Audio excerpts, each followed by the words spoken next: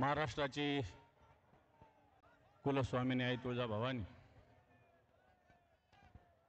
सह्याद्रीचा जाणता राजा छत्रपती शिवराय, हिंदू हृदय सम्राट शिवसेना प्रमुख श्रीमान बाळासाहेब ठाकरे यांना मानवंदना. उपस्थित व्यासपीठावरील सर्व शिवसेना नेते, सर्व शिवसेना पदाधिकारी, लोकप्रतिनिधी आणि मैदानावर उपस्थित माता भगिनी आणि बांधवांनो,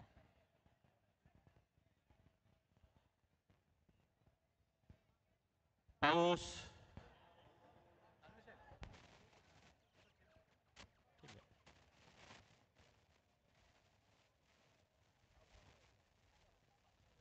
पावसामुळे माईक थोडा बदलला जातोय, त्यामुळे 1 मिनिट थांबा.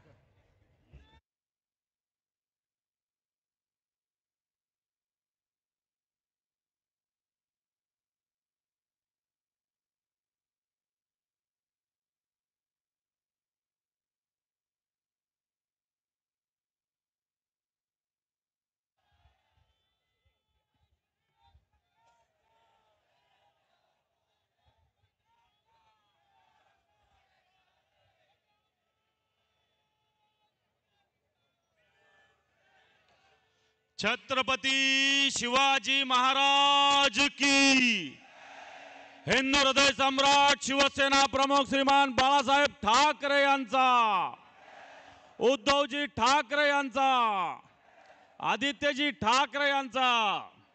हा आवाज कुणाचा? उपस्थित सर्व माता भगिनी आणि बांधवांनो, काही क्षणात माननीय उद्धवजी ठाकरे साहेब या मैदानावर पोहोचत आहेत आणि पोहोचत असताना आपली ही सभा भर पावसात सुरू आहे. मला वाटत नाही पाऊस कितीही जोरात आला तरी एकही मैदानावरचा माणूस हलणार नाही, उलट्या खुर्च्या वाढत जातील, एकही कमी होणार नाही. कारण ही शिवसेनेची सभा आहे, भाडखाऊ लोकांची किंवा गद्दारांची सभा नाही. आणि म्हणून आज आपण प्रतिवर्षाप्रमाणे दसरा मेळाव्यासाठी या ठिकाणी एकत्र जमलेलो आहोत. एकत्र जमलेला असताना या महाराष्ट्रामध्ये आत्ताच्या घडीला जर परिस्थिती बघितली तर या महाराष्ट्रातल्या 33 जिल्ह्यामध्ये हाहाकार उडालेला आहे. सर्वसामान्य शेतकरी, सर्वसामान्य माणूस अतिशय दुःखामध्ये आहे, कष्टामध्ये आहे, वेदनेमध्ये. आणि असं असताना या महाराष्ट्रातलं सरकार झोपलेलं आहे की जागं आहे? या सरकारला जनतेच्या वेदना दिसतात का नाही दिसतात? या सरकारला कान आहे की नाही आहे? वेदना ऐकू येतात का नाही येतात? या सरकारला डोळे आहे की नाही आहे? व्यथा दिसतात की नाही दिसतात? आणि या सगळ्यावर बोलायला यांच्याकडे तोंड आहे की नाही आहे? अशा प्रकारची स्थिती आत्ताच्या सरकारची आहे. बांधवांनो, मागच्या महिना दीड महिन्यापासून या महाराष्ट्रात अतिवृष्टीनं थैमान घातलेलं आहे. जवळपास 60 लाख हेक्टर जमीन पाण्याखाली आहे. लाखो शेतकऱ्यांचं नुकसान मोठ्या प्रमाणावर होतंय. ठिकठिकाणी आंदोलनं उभी राहत आहेत. ठिकठिकाणी वेगवेगळे राजकीय पक्ष वेगवेगळ्या भूमिका मांडतायत. आणि या सगळ्या भूमिका मांडत असताना सरकार नुसत्या घोषणेमध्ये बसलेलं आहे. घोषणेशिवाय हे सरकार काही करत नाही, अशा प्रकारची स्थिती आहे. आता नितीन बानगुळे पाटलांनी शेतकऱ्यांच्या आत्महत्येचा, काही शेतकऱ्यांची नावं घेतली. आज या देशामध्ये जेवढ्या आत्महत्या झालेल्या आहे, या महाराष्ट्राच्या सरकारला लाज वाटली पाहिजे. सगळ्यात जास्त जवळपास 39% आत्महत्या फक्त महाराष्ट्रात झालेल्या आहे. हे सरकार करंट सरकार जसं आलं 1 जुलै 2023 पासून तर आतापर्यंत जून 25 पर्यंत या महाराष्ट्रामध्ये जवळपास 8,500 शेतकऱ्यांनी आत्महत्या केलेली आहे। आणि मागच्या 7 महिन्यामध्ये 8 महिन्यामध्ये या महाराष्ट्रामध्ये 1 जानेवारी पासून तर ऑगस्ट 2085 पर्यंत जवळपास 1200 शेतकऱ्यांनी आत्महत्या केलेल्या आहे। बांधवांनो, ही काही अभिमानाची बाब नाहीये। या महाराष्ट्रात एवढ्या आत्महत्या होतात आणि सरकार उघड्या डोळ्यानं या सगळ्या आत्महत्या बघत आहे। परवाच्या दिवशी संभाजीनगरात एक मोर्चा झाला। शेतकऱ्यांचा संताप, शेतकऱ्याचा राग एवढा होता की विभागीय आयुक्तालयामध्ये शेतकरी घुसले। मला असं वाटतं या सरकारने शेतकऱ्याला न्याय नाही दिला तर या महाराष्ट्रातील शेतकरी सुद्धा या मंत्रालयात घुसून या सरकारला जाब विचारल्याशिवाय राहणार नाहीये। कारण या शेतकऱ्यांना मदतीची आवश्यकता आहे।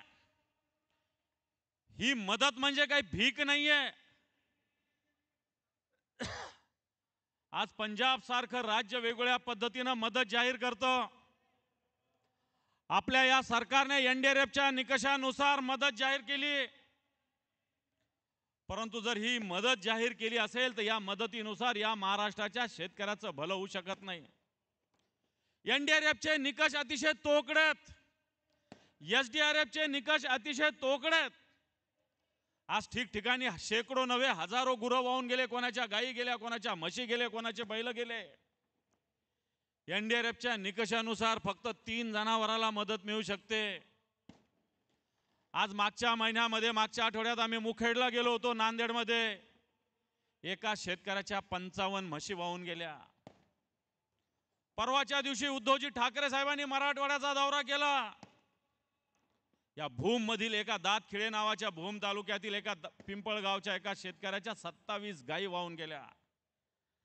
सांगण्याचा मुद्दा हा की आज म्हैस असेल, गाय असेल, लाखाला, 1.25 लाखाला, 1.5 लाखाला, 2 लाखाला ही येते आणि एनडीआरएफच्या निकषानुसार फक्त 35,000 37,000 रुपये या शेतकऱ्याला मिळू शकतात, तेही फक्त 3 शेतकऱ्याला। आणि म्हणून बांधवांनो, अशा पद्धतीने हे एनडीआरएफचे एसडीआरएफचे निकष अतिशय तोकडे आहेत। आज सरकारने काल परवा काही मदत जाहीर केली 2200 कोटी, परंतु ही मदत जाहीर झालेली नाही। माझ्याकडे याचे सगळे सर्क्युलर आहे, सरकारने जाहीर केलेले अध्यादेश आहे।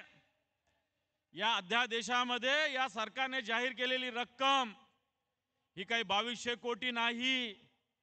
ही मदत फक्त ऑगस्ट पर्यंतच्या अतिवृष्टीची त्यांनी जाहीर केलेली आहे आणि ही मदत फक्त 1339 कोटीची आहे। आज 60 लाख हेक्टरचं नुकसान झालेलं असताना ही मदत फक्त 15 लाख हेक्टरच्या जमिनीची मदत आहे। आणि हे सरकार मदत जाहीर करत असताना या सरकारवर विश्वास ठेवता येणार नाही। कारण मागच्या काळात जे हे सरकार आल्यापासून वेगवेगळ्या पद्धतीने घटना घडल्या, कुठे अतिवृष्टी घडली, कुठे गारपीट घडली, कुठे वेगवेगळ्या नैसर्गिक घटना घडल्या, परंतु अजून मार्च 2023 पासून तर आजपर्यंत जवळपास 13,500 कोटी रुपये सरकारचे देणं बाकी आहे। सरकारने शेतकऱ्याला देणं बाकी 13,500 कोटी रुपये। आज बँका सरकार या शेतकऱ्याला कर्ज देत नाही। छोट्या छोट्या पतसंस्था ग्रामीण भागामध्ये सर्वसामान्य महिला असेल, शेतकऱ्याला 25% व्याज आकारून कर्ज घेतंय। 8-10 दिवसापूर्वी तर अमित शहा आले होते, त्यांनी मोठ्या फुशारक्या मारल्या या देशामध्ये। बँका ज्या टॉप बँका आहेत त्याच्यात भारत पुढे येणार आहे जगामध्ये, परंतु आज सर्वसामान्य माणसाला ग्रामीण भागात बँक नाही सावकाराकडे जावं लागतात, छोट्या छोट्या स्मॉल फायनान्स कंपन्याकडे जावं लागतं। या फायनान्स कंपन्या 20-20, 25-25% टक्क्यांनी कर्ज देतात।